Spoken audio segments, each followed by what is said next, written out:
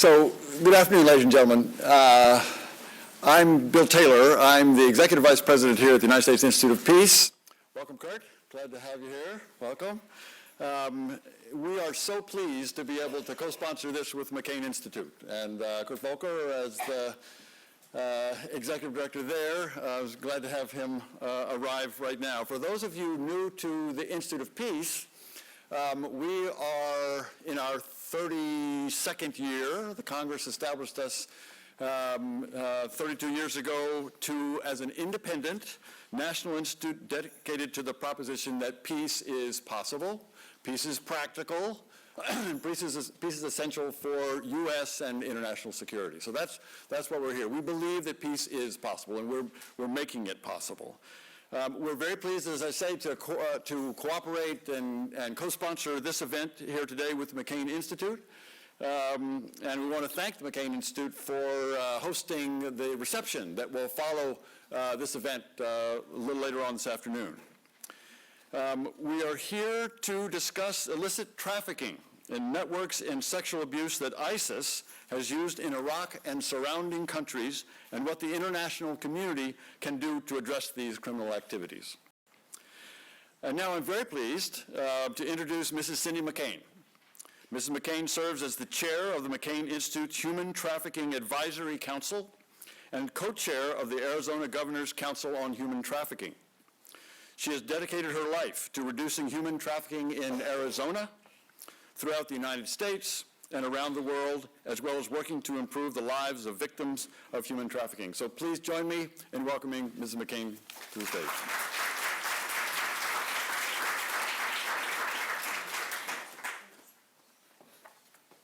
Thank you. Welcome. I'm so glad that all of you are here today.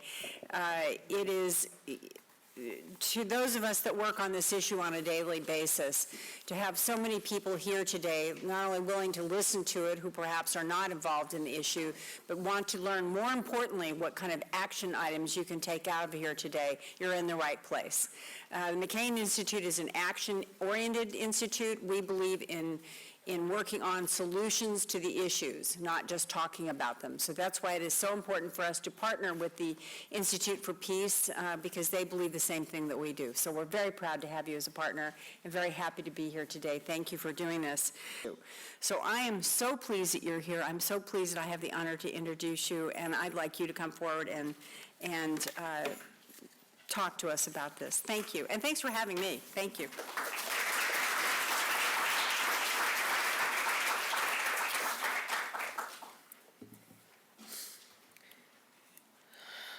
William Taylor, Executive Vice President of the USIP, Mrs. Cindy McCain, Chair of the McCain Institute's Human Trafficking Advisory Council, our moderator, Elise, and my co-panelists. Distinguished participants, ladies and gentlemen, good afternoon. It is a great pleasure to be here with you today. I would like to sincerely thank the United States Institute of Peace and the McCain Institute for International Leadership for hosting this event and for encouraging discussion on an issue that so dramatically illustrates the nexus between sexual violence, terrorism, trafficking, and the revival of slavery in modern times. In 2012, when I was selected for the role of Special Representative of the Secretary General on Sexual Violence in Conflict, the United Nations Security Council had just adopted a series of resolutions recognizing sexual violence as a tactic of war. These frameworks were built on the firm foundation of international humanitarian, criminal, and human rights law, and a graphic account of the rape camps of Bosnia and the genocidal rapes in Rwanda and Darfur, Sudan, and of course, as the former president of Kosovo said, Kosovo, which had arrested the attention of the world. The United States played a leadership role in framing these breakthrough resolutions, affirming that the challenge of sexual violence in conflict cannot and should not be separated from the broader security issues confronting the Council. This clarified once and for all that sexual violence is not cultural but criminal. Not only one of the great moral issues of our time, but a security imperative also. This changed the way we think about rape in war, helping to bring the subject into the center of international relations, foreign policy, and public debates. Despite this progress, my role as political advocate has shown me how women's lives and livelihood continue to be circumscribed by the threat of sexual violence. In the theaters of war I have visited, women and girls find themselves under assault every day, and with every step they take, whether at border crossings, checkpoints, during house searches, in detention centers, and even in the very camps and settlements where they seek refuge. It is clear from our last report to the Security Council on conflict-related sexual violence, in which we focus on 19 country situations. The non-state actors account for the vast majority of parties responsible for committing patterns of sexual violence. These non-state actors include violent extremist groups operating in Iraq, Mali, Libya, Nigeria, Somalia, Syria, Yemen, and elsewhere. They are using sexual violence not only as a tactic of war, but also as a tactic of terrorism. When we think of terrorism, we tend to think of hijacking, hostage-taking, explosions, and property destruction. But we cannot deploy the public face of terrorism while ignoring the violence that terrorists inflict on women and girls in private, behind closed doors. In April of last year, I visited the Middle East to document how sexual violence was being used by the government of Syria, as well as by non-state actors, including terrorist group Daesh or ISIL in particular. I traveled to Damascus in Syria, as well as to Baghdad, Erbil, Dohuk, and Lalish in Iraq. Since returning, I have spoken to the world's media about the use of sexual violence as both a tactic of war and terrorism. My name is Zainab Hawa Bangura. I'm the Special Representative of the Secretary General on Sexual Violence and Conflict. For the last year or two, we've been documenting details of what ISIS has been committing in Iraq, and I visited it last year, April, and I met the Yazidis. I visited their community. I didn't only go to Baghdad. I went to Erbil, to Dohuk, and to Lalish, and actually documented some of the atrocities. And I think in all my years of working in this issue, what I had and what I saw in Iraq, I've never seen in my entire life. It's one of the most depressing periods, and I spoke to girls who had been kidnapped by ISIL, who have managed to escape, and they told me some of the most horrifying story of what ISIS is doing. Is basically introducing slavery in 21st century. Well, some of the girls we spoke to, they helped them to escape. They supported them, and some of the cities and the towns that they are taking over, they're actually identifying the girls and helping them to escape. So they are doing very much to help the girls to escape from ISIS, because when the girls run away, they jump over the windows, you know, they broke out in the middle of the night. Sometimes the people they come across actually return them back. But with the Peshmerga, they actually help them to cross over to safety.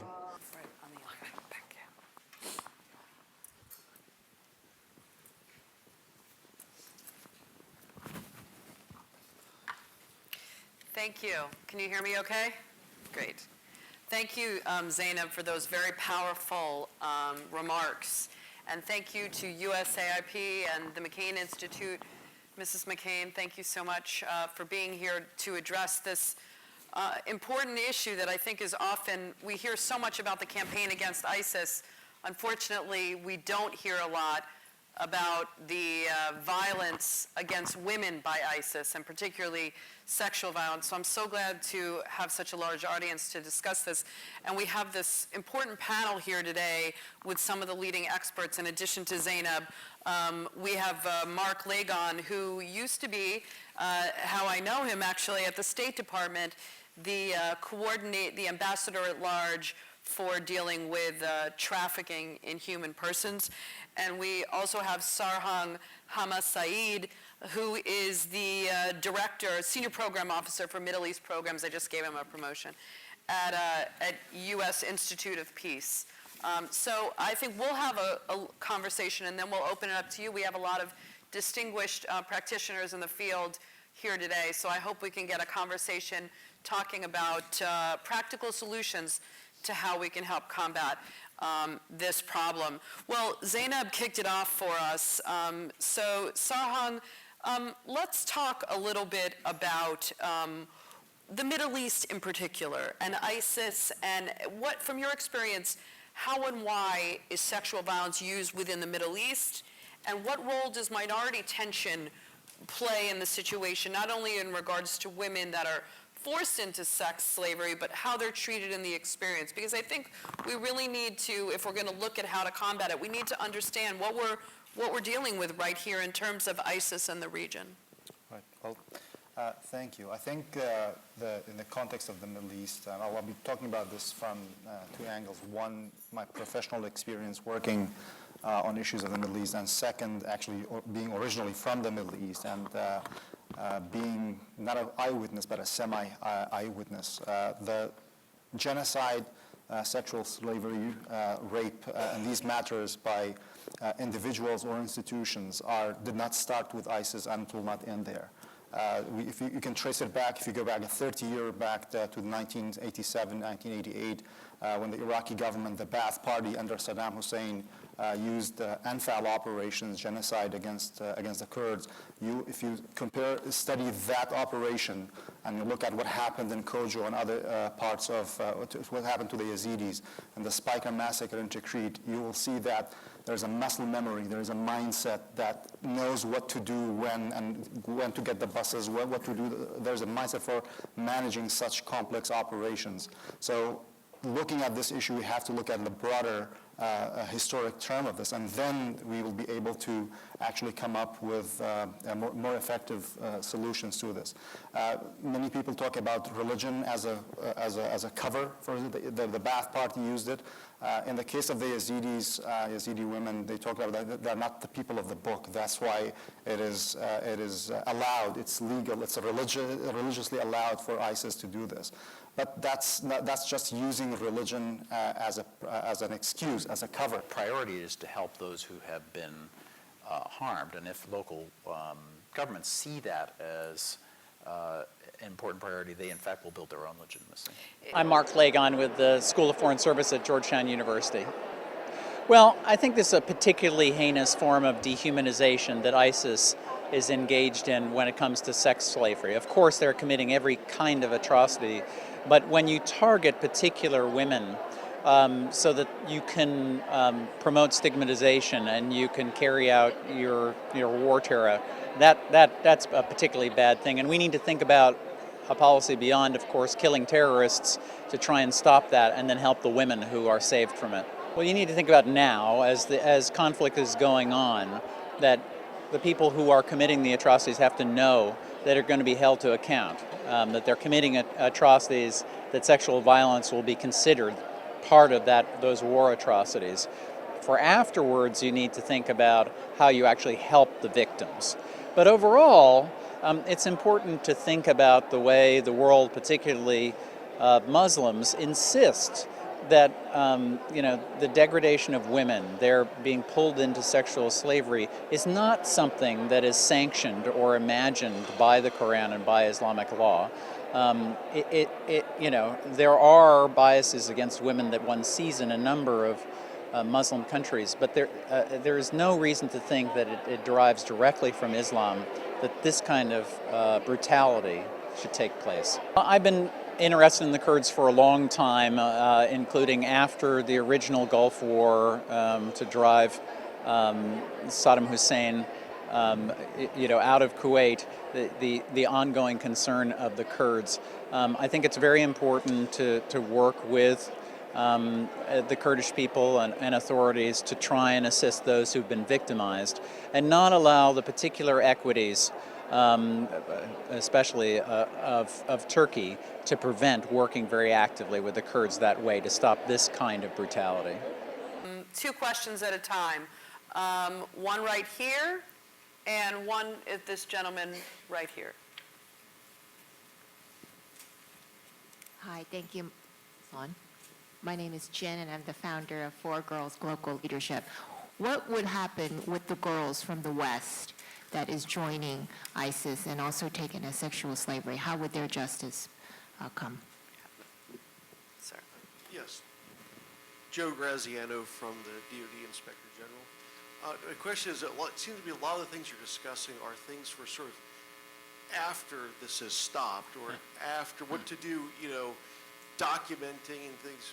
Isn't it most important now to discuss what are the military options to kill the people who are actually committing the crimes and to stop it from happening? Sarhang, why don't you take that, and Mark, why don't you take the question about the West?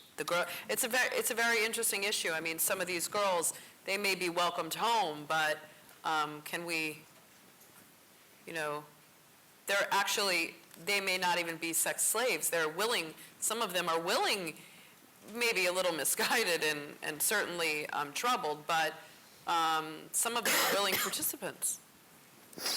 Yeah, so I think... Sarhang, and thank you.